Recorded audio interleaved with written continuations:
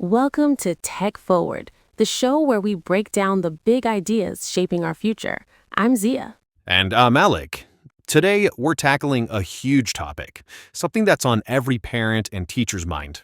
Is AI going to save education, or is it going to break it? Exactly. It feels like this conversation just exploded out of nowhere. One minute, AI was something in sci fi movies, and the next, it's in every classroom, on every laptop. Why is this happening right now, Alec? Well, it's because the technology just took a massive leap forward. Tools like ChatGPT became incredibly powerful and, crucially, very easy for anyone to use. So it's accessible. Exactly. It's no longer a tool just for computer scientists. Students discovered they could ask it to write an essay, solve a math problem, or explain a difficult concept. And schools are now scrambling to figure out what the rules should be. It's a classic case of technology moving faster than society can adapt. Right. Scrambling is the perfect word for it. I hear from teacher friends who are totally overwhelmed. So let's get into the big debate. What's the best case scenario here? What's the big pro for AI in the classroom? The biggest dream, I think, is personalized learning. Imagine a classroom with 30 kids. A human teacher, no matter how amazing, can't give each student a perfectly tailored lesson, Of course not. but an AI can. It can act as a personal tutor for every single student. If one child is struggling with fractions, the AI can give them extra practice and explain it in 5 different ways until it clicks. Meanwhile, another student who already gets it can be given a more advanced challenge. The AI adapts to each person's pace. Okay, I can see the appeal of that. A personal tutor for everyone sounds amazing, almost too good to be true. But here's my big concern. What about critical thinking? If a student can just ask an AI for the answer, are they actually learning to think for themselves? It feels like we're teaching them to find shortcuts, not to solve problems. That is the fundamental challenge, and it's a very fair point. It forces us to rethink how we teach and what we ask students to do. Perhaps homework is no longer about writing an essay summarizing a book. Because an AI can do that in 10 seconds. Precisely. So maybe the new homework is here's an essay written by an AI. Find its weaknesses. What arguments did it miss? What facts are wrong? We teach them to use AI as a starting point, a tool to critique and improve upon, not as a final answer machine. So, teaching them to be an editor or a fact checker, that's an interesting shift. But it brings up another issue for me: equity. Not every student has access to the latest laptop or high speed internet at home. Doesn't this just make the gap between rich and poor students even wider? The digital divide gets bigger. It absolutely could if we're not careful. This is a policy challenge. Schools and governments need to ensure that the tools are available for everyone, perhaps through school provided devices or access at libraries. But let's flip that argument around for a second. AI can also be a massive tool for equity. How so? Think about a student learning English as a second language. An AI can instantly translate complex text for them or help them practice their grammar in a way that's patient and non judgmental. Or a student with dyslexia who struggles with reading. The AI can read text aloud or simplify them.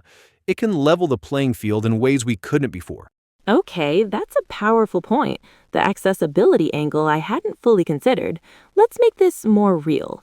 Can you give me an example, a story of how this might actually look for students? Sure, let's imagine a high school student, let's call her Maya. She has a big history project on ancient Rome. She's feeling lost. Okay, been there. So Maya first uses an AI as a research partner. She asks it, explain the fall of the Roman Empire like I'm 15 years old. It gives her a clear, simple summary. This helps her understand the basics and come up with a topic for her paper, the role of economic problems. Right, so it's like a super powered search engine. I get that. Then she faces the choice. She could just say, write me a 5-page essay on Roman economics. That's the cheating path we're all worried about. The temptation. But her teacher has taught her better, so instead she uses it as a tool. She asks the AI to create an outline for her essay. Then she uses that outline to do her own research, find her own sources, and write the paper in her own words. Finally, when she's done, she pastes her own writing into the AI and asks, Can you check this for grammar mistakes and suggest ways to make my sentences clearer? So in that story, Maya's using it as a brainstorming partner and a writing coach, not as a ghostwriter. Exactly. She's still doing the critical thinking, the research, the writing. The AI is scaffolding her learning, not replacing it. That's the ideal scenario. That makes sense, but it also relies on the student making the right choice and the teacher providing that guidance. Without that, the shortcut is just too easy. It feels like we're walking a very fine line between a helpful tool and a cheating machine. We are, and there's no easy answer. This is a massive shift in how we think about knowledge and skill. It's as big as when calculators were introduced into math class. That's a great comparison. People were worried then, too, that kids would forget how to do basic math. Right, and we adapted. We decided it was more important to teach students how to reason and solve complex problems, and the calculator became a tool to help with that, not a crutch. We need to find that same balance with AI. So, as we wrap up, it sounds like there's no simple good or bad label for AI in education. It's this incredibly powerful new thing that could create amazing personalized learning for everyone, but could also encourage laziness and widen the inequality gap if we're not smart about it. That's true, but adapting takes time and resources. What about the teachers in all of this? We've talked about students, but teachers are on the front lines. They're being asked to completely change their methods, often with little to no training. I think that's the perfect summary. It's a mirror that reflects our own choices about what we value in education. Do we value memorization or do we value creativity and critical thinking? The path we choose will determine whether AI becomes our greatest educational asset or a serious problem. That's a critical piece of the puzzle. The burden on educators is immense. We can't just hand them this powerful, complex technology and say, figure it out. School districts need to invest in professional development. Teachers need time to learn the tools themselves, to experiment with what works, and to develop new lesson plans that incorporate AI effectively. Which leads us to our question for you, our listeners. If you're a student, how are you using these tools? If you're a teacher, what other rules in your classroom? And if you're a parent, does this technology excite you or worry you? Let us know on our social channel. And there's the trust issue, too. Teachers need to trust the tools. We hear about AI hallucinating, just making up facts or sources. If a teacher can't rely on the AI's output, how can they encourage students to use it?